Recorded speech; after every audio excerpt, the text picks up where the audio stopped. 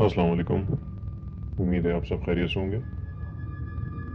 یہ واقعہ ہمیں ایک ہمارے دوست نے بھیجا ہے، اور آئی تھنک وہ اپنا نام اور اپنی تمام ڈیٹیلز ایریا اور شہر سے متعلق کوئی انفارمیشن دینے سے انہوں نے ہمیں منع کیا ہے، لیکن یہ واقعہ کچھ اس طرح انہوں نے ہمیں سنایا کہ یہ تقریباً آج سے 6 سال پہلے کی بات ہے، جب ان کی عمر 16 سال کے درمیان ہوا کرتی تھی۔ چھوٹے تھے وہ، اور وہ اکثر اپنے ماموں کے گھر جایا کرتے تھے۔ تو ان کے ماموں کے گھر کے بارے میں انہوں نے اکثر سن رکھا تھا کہ اس گھر کے اندر جنات رہتے ہیں۔ وہ گھر کا جغرافیہ کچھ اس طرح تھا، جس ایریا میں وہ گھر واقع تھا، کہ 2 گھروں کے درمیان وہ پلاٹ واقع تھا جہاں پہ ان کا گھر تھا، یعنی درمیان کا گھر تھا۔ اور اکثر وہ اپنے ماموں سے سنا کرتے تھے یا بچوں سے سنا کرتے تھے کہ اس گھر میں جنات ہیں اور اس طرح کے معاملات ہیں، تو اکثر وہ اس چیز کا مذاق اڑایا کرتے تھے اور کہتے تھے کہ ایسا کچھ نہیں ہوتا ہے، ویسا کچھ نہیں ہوتا۔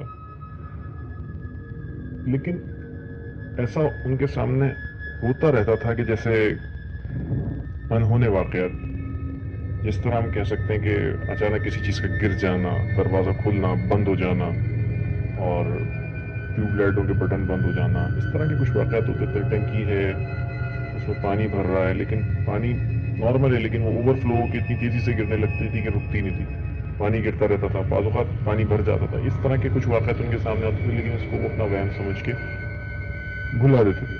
لیکن ایک دن ایسا ہوا کہ وہ اپنے ماموں کے گھر گئے، اور وہاں پر وہ بچے تھے، سارے کھیل رہے تھے، تو اچانک ان کا ایک چھوٹا کزن ہے جس کا نام اسماعیل تھا، اور اس بچے کو بہت زور سے کسی نے تھپڑ مارا۔ بچہ روتا ہوا ان کے پاس آیا۔ وہ یہ کہتے ہیں کہ میں نے اس کو دیکھا تو اس کے چہرے پہ انگلیاں چھپی ہوئی تھیں۔ اس کو دیکھ کے تھوڑا سا پریشان ہوا، پوچھا کیا ہوا؟ اس بچے نے بولا مجھے مارا ہے کسی نے۔ بولا کس نے مارا؟ بولا پاپا نے مارا، مطلب یعنی ان کے ماموں نے مارا، ماموں کا بیٹا تھا۔ بولا ماموں نے مارا؟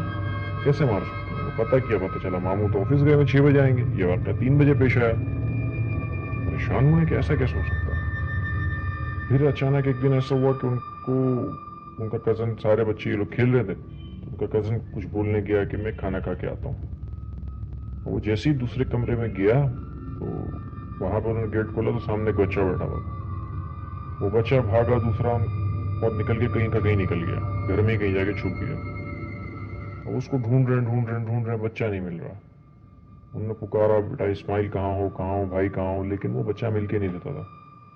وہ بڑے پریشان ہوئے، اور اس کے بعد انہیں وہی اپنا کزن اسٹور میں سے سوتا ہوا ملا۔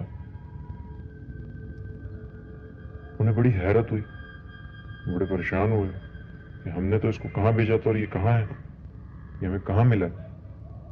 یہ اتنا زیادہ پریشان ہوئے کہ اس وقت انہوں نے وہاں سے سامنے والے گھر میں جانا مناسب سمجھا، یعنی بچے اتنے زیادہ خوفزدہ ہوئے تھے کیونکہ ان کی فیملیز گئی ہوئی تھی کہیں، تو وہ اتنا ڈر گئے تھے کہ اپنے سامنے والے پڑوس میں جا کے بیٹھ گئے۔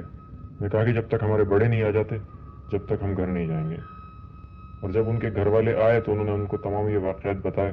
ان کے ماموں نے کہا کہ بیٹا دیکھیں میں نے آپ کو سمجھایا بھی تھا کہ ان چیزوں کے ساتھ چھیڑ چھاڑ نہیں کریں اور اس طرح کی باتیں نہ کریں جو آپ کرتے ہیں۔ پھر اس کے بعد انہوں نے اس چیز سے توبہ کی اور دوبارہ کوئی اس طرح کی حرکت کرنے سے اجتناب کیا جس سے انہیں نقصان ہو سکے۔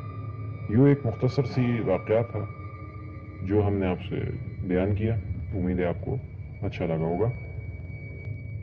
اور بڑھتے ہیں ایک اور کہانی کی طرف۔ ایک بھائی نے انڈیا سے، ذیشان خان، انڈیا سے ہمیں ایک واقعہ بھیجا ہے جو کہ سنتے انہی کی زبانی۔ السلام علیکم عابد بھائی، میرا نام جیشان ہے اور میں انڈیا کا رہنے والا ہوں۔ جو کہانی آج میں آپ کو بتانے جا رہا ہوں وہ میری امی کے خالہ کی لڑکی کا واقعہ ہے، جس کی شادی فکس ہو گئی تھی اور شادی کے کارڈ بھی چھپ گئے تھے۔ تو یہاں پر بدعت پن کی وجہ سے وہ ان کے آس پڑوس گھر میں کوئی درگاہ ہوگی تو وہ وہاں پر گئی، وہاں پر اپنی شادی کا کارڈ لے کر وہ گئی۔ تو وہاں پر درگاہ پر جا کر انہوں نے شادی کا کارڈ رکھ دیا اور کہا کہ آپ کی وجہ سے میری شادی کی تاریخ فکس ہو گئی ہے تو آپ کو آنا ہے۔ تو وہاں پر کوئی جن بیٹھے ہوئے تھے، تو انہوں نے سوچا کہ یہ کارڈ مجھے دے رہے ہیں، تو وہ ان پر عاشق ہو گئے تو جب ان کی شادی ہو گئی تو نکاح ہوا, بارات روانگی ہوئی, تو جب بارات جا رہی تھی تو وہ تھوڑے غریب لوگ ہیں تو لڑکی کو بھی بس میں لے کر جا رہے تھے. تو بس میں ایک دم سے اچانک سے ایک یہاں پر کوئی جگہ آتی ہے, وہاں پر بھی کوئی جن کا سایہ بتاتے ہیں, سارتل کی گھاٹی نام ہے اس کا.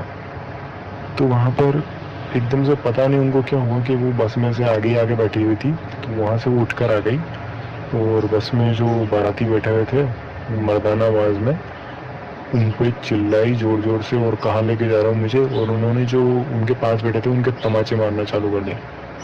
تو مطلب انہوں نے بڑے چھوٹے سب بچوں کو چاٹے مارنا چالو کر دیا. تو پھر جو بڑی عورتیں بیٹھی ہوئی تھی, بڑی بزرگ, انہوں نے ان کو روکا کہ بھائی کیا ہوا ہے. پھر ایسے کر کے ان کو جیسے تیسے شادی گھر میں پہنچے وہ, جہاں پر لڑکے ان کے سسرال پہنچ گئی وہ.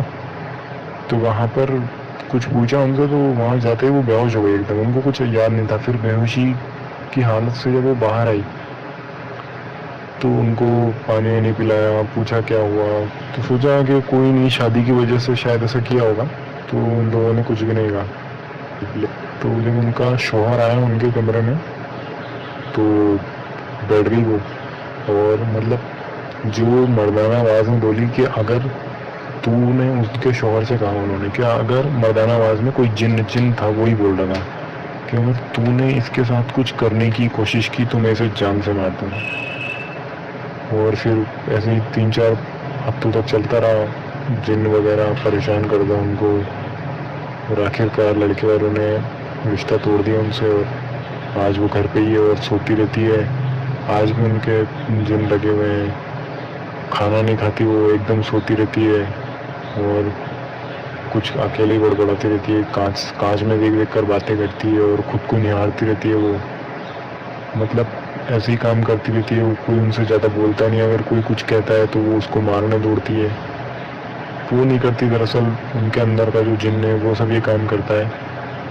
ان کو خوب پیر بابا کو دکھانے پر کوئی فرق نہیں ہو رہا ہے, شاید بہت طاقتور ہے وہ, اس وجہ سے کچھ نہیں ہو رہا. تو یہ کہانی تھی.